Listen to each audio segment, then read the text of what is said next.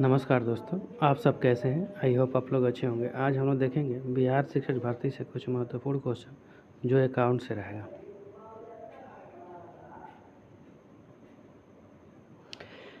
सम विच्छेद बिंदु वह है जहां न लाभ होता है और न हानि होता है। नेक्स्ट, परिवर्तनशील लागत में वृद्धि का क्या प्रभाव पड़ता है। यह अंशदान को हटा देती है। नेक्स्ट, दत्तांश है विक्रय परिवर्तनशील व्यय होता है। नेक्स्ट, सम विच्छेद पर अंशदान किसे बराबर होता है। स्थिर लागत पर बराबर होता है। निम्न अनुपातों में से कौन सा अनुपात फर्म की दीर्घकालीन शोधन क्षमता का द्योतक है। ऋण क्षमता अनुपात होता है। ऊंचा अनुपात निम्न लाभदायकता लागू होता है परिचालन अनुपात पर होता है।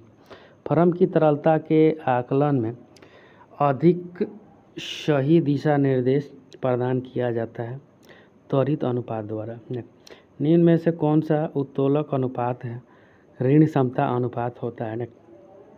यदि प्रारंभिक रहतिया 50,000 रुपया और अंतिम रहतिया 60,000, बेचे गए माल की लागत 2,20,000 है तो रहतिया आवर्त अनुपात होगा 4 गुना होता है।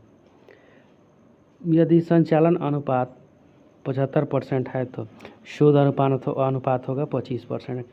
यदि परिचालन कोष 42,000 है और प्लांट तथा मशीन पर ह्रास 5,000 है तो लाभ होगा 37,000। 42,000 माइनस 5,000 बराबर 37,000। जब ऋण आवर्त टर्नओवर अनुपात 4 है तो औसत वसूली अवधि क्या होगी, 3 माह होता है। एक क्रियाशीलता अनुपात देनदार आवर्त अनुपात होता है। स्वतंत्र भारत में सर्वप्रथम आय अधिनियम बना था 1961 ईस्वी में बना था। भारत सरकार की आय का सबसे बड़ा स्रोत है प्रत्यक्ष कर होता है। कृषि भूमि के विक्रय से प्राप्त रकम की को निम्नलिखित आय की श्रेणी में रखा जाएगा। पूंजीगत आय कृषि आय में नहीं रखा जाता है। कृषि फर्म मैनेजर को लिखने वाला वेतन होता है, वेतन से आय होता है। 3% शिक्षा उपकर देय है तो आय और अधिभार पर। एक व्यक्ति जो एक आधार शर्त तथा एक अतिरिक्त शर्त को पूरा करता है होता है असाधारण निवासी। एक कंपनी हो सकती है भारत में निवासी। सेवानिवृत्ति पर प्राप्त मासिक पेंशन होती है वेतन शीर्षक के कर योग के आय बराबर। कर प्रावधानों में धारा 37(1) के अंतर्गत कटौती की अनुमति उन व्ययों के लिए दी जाएगी जो राजस्व है। व्यापार में प्रयुक्त मशीनरी के विक्रय से प्राप्त आय को माना जाता है अल्पकालीन पूंजी लाभ।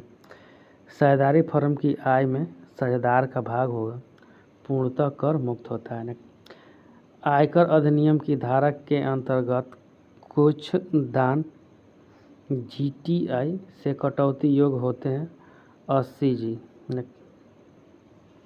आयकर अधिनियम की धारा 24 संबंधित है मकान संपत्ति की आय से कटौती से।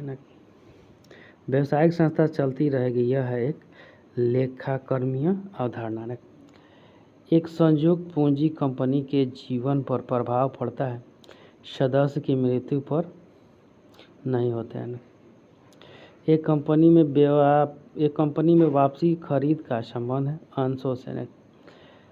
अग्रिम याचना खाते को पृथक रूप से दर्शाया जाता है, चीटे के दायित्व पक्ष में दर्शाया जाता है। कौन अंशों के मूल्यांकन की विधि नहीं है, अधिलाभ विधि नहीं होता है। अयाचित पूंजी का वह विभाग जिसे कंपनी के समापन के समय याचित किया जा सकता है कहलाता है संचित पूंजी कहलाता है।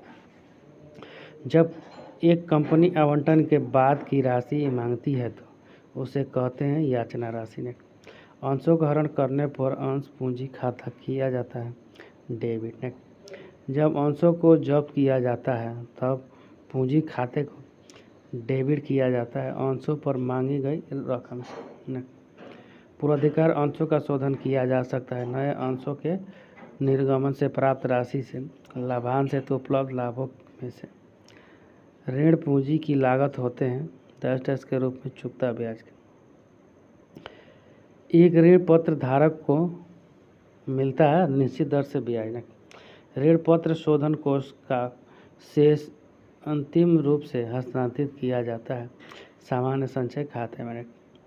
एक गैर व्यापारिक संस्था के अंतर्गत अंतिम खातों में क्या नहीं बनाया जाता है? व्यापार खाता ने। वर्ष में प्राप्त चंदा 5,000, अग्रिम प्राप्त चंदा 500 और बकाया चंदा 300 आय व्यय खाते में क्रेडिट की जाने वाली राशि होगी। टोटल हो गया 4800।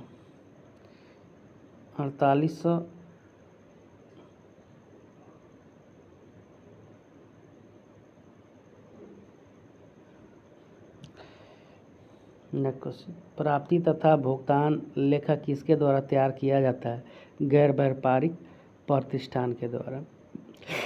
एक देनदार को दी गई नकद छूट क्रेडिट की जानी चाहिए ग्राहक के खाते में। बिक्री और पट्टा वापसी व्यवस्था उस पट्टाधारी के लिए उपयुक्त है जो तरलता संकट से गुजर रहा है। लघु कार्य खाते के शेष को दर्शाया जाता है आर्थिक खाते के संपत्ति पक्ष में। ह्रास का कारण होता है संपत्ति का प्रयोग होता है। किराया क्रय पट्टी में क्रेता को स्वामित्व कब प्राप्त होता है? अंतिम किस्त का भुगतान करने पर। मूल्यह्रास पट्टी कोयले की खान हेतु सर्वाधिक उपयुक्त होगी अक्षय विधि। अप्रचलन का आज से निम्न में से किस कारण से मूल्य में गिरावट आता है? अन्वेषण पे। खनिज जमाओं की राशि में ह्रास की सर्वश्रेष्ठ नीति कौन सी है? शून्यकरण की। Thank you friend. अच्छा लगता है लाइक सब्सक्राइब और शेयर जरूर करें, साथ में बेल आइकन का बटन दबाना नहीं भूलें।